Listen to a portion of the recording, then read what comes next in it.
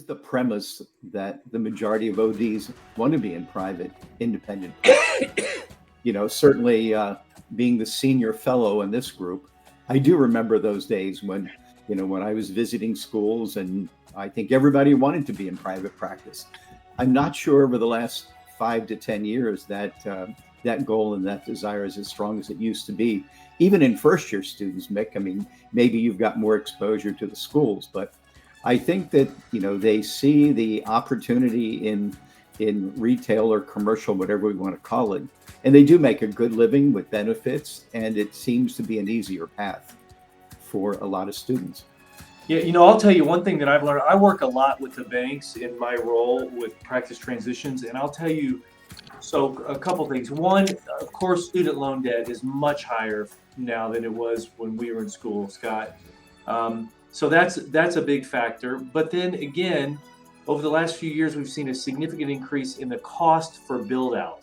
So in the old days, they would usually lend, let's say, $350,000 to build a practice.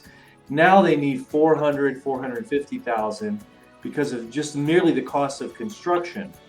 So if you have, let's say, $250,000 worth of student loan debt, and then another 450,000 in practice startup costs, you're $600,000 or $700,000 in the hole day one.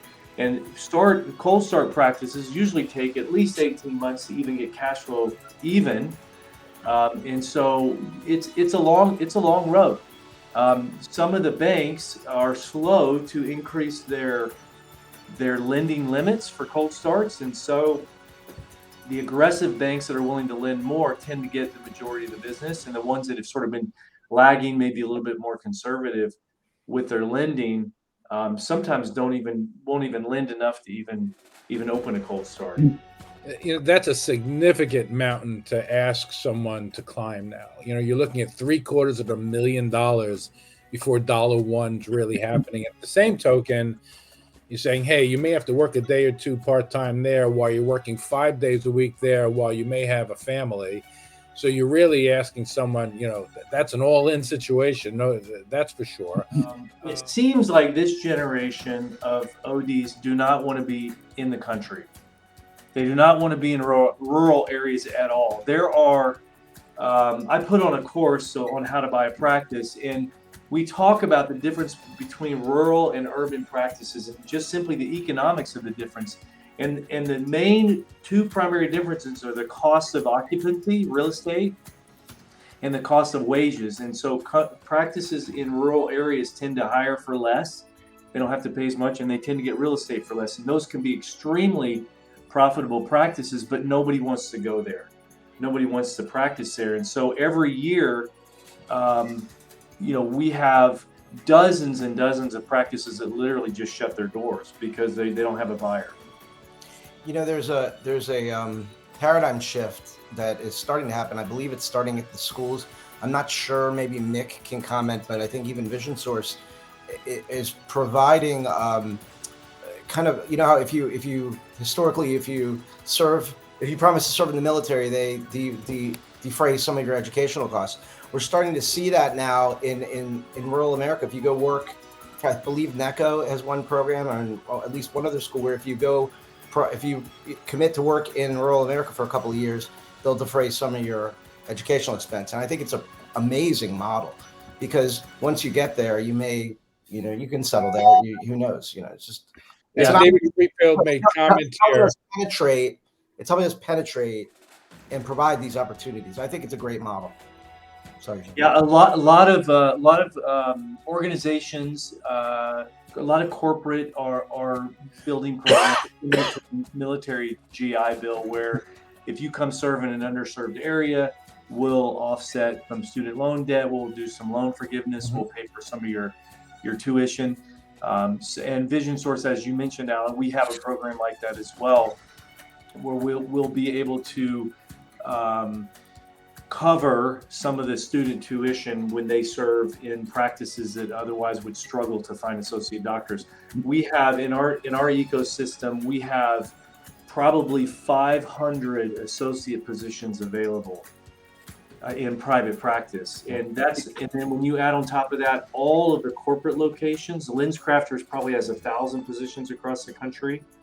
It's a lot of job. If you're an optometrist looking for work, there's never been a better time. So I think they can be picky and choosy, and they can go to the towns that they want to be in, and they don't have to go to the country if they don't want to. Mick, how much impact is the cost of money today having on new practice startups, or even buying a dying practice, as we referred to it? Yeah, certainly the cost of borrowing money as interest rates goes up makes it more difficult. That doesn't help the situation at all. What the bankers always tell me, they always like to remind me, just remember the interest rates are still historically low. And that's probably true, but we got used to 3 and 4% interest, right. And now when it's 6.5, 7, it feels really expensive to borrow money. Working so closely with folks who are coming to us with, they've got $200,000 worth of student loans, but they're ready to get the show on the road. And there are ways it can be done. There's a vast network of amazing companies and people that are doing far out things, making it happen. Perhaps, even there's just one viewer right now out there that's like tuning into this at the end of a long day on a Monday, and it's like, wow, this is just what I needed to hear to be like, you know what? I'm going to do it tomorrow because it can be done. Vendors want to be in the game, because if they don't get in the game and don't have that relationship, they don't have tomorrow. But how much are they willing to put their foot in the water with that person? I have a little sidebar going here with David Freefield. Surprisingly, David's usually a very quiet person. Usually I don't hear much from him. Most people probably don't even know who David Freefield is. But I get it. That being said, David and I are kind of going back and forth on, and David says, Jay, so easy. Put together a group of vendors to help cold starts. I'm on. When is our first meeting? I can get a good lens company, equipment, etc. This is easy. That's really the answer. What David just said is the answer. We need to have a room full of people, folks, vendors of all types from the industry that say, okay, this kid needs 600,000, 500,000, 400,000. They need to feed their family.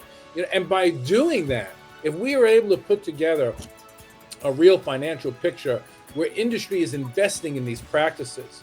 Right? That's a beautiful sentiment. Hey, don't talk about my sentiments, all right, buddy?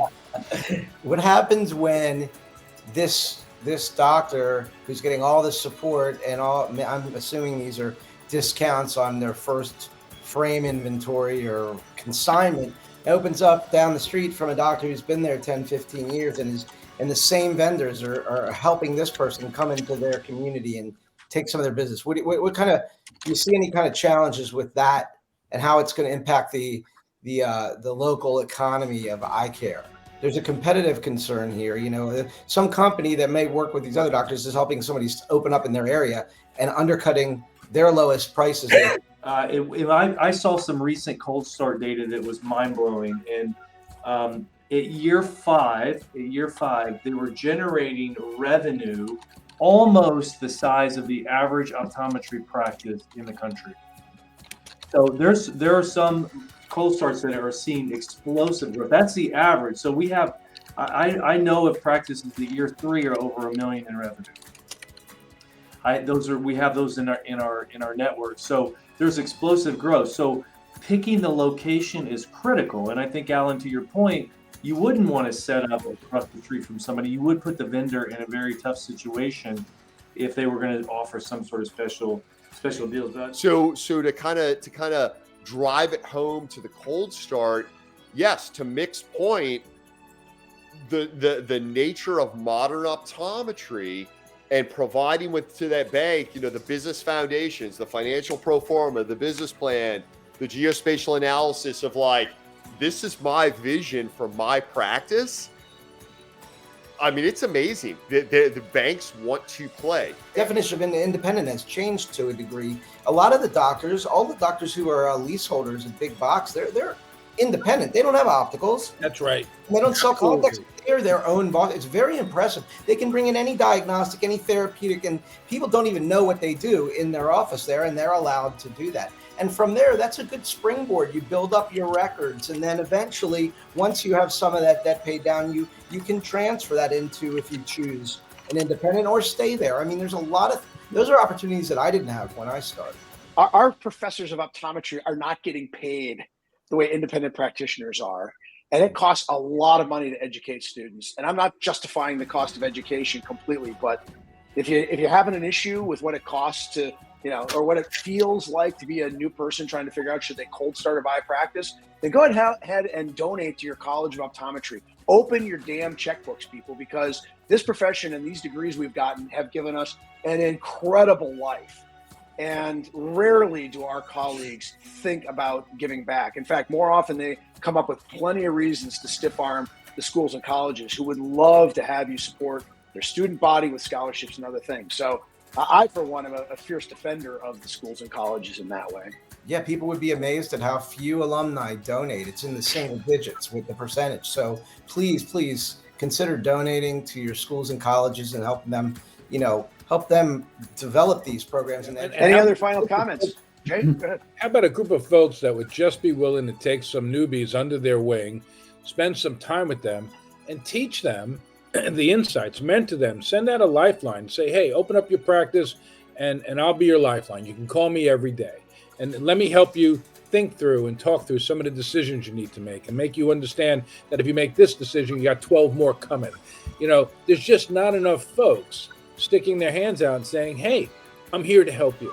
So in much with what Alan's saying, Scott's saying about donating, how about donating your time and your wisdom and the intellectual property that you have for the last 20, 30, 40 years of the mistakes you made, the successes you had, and sharing that on a one-to-one. I mean, that to me would be a stellar program.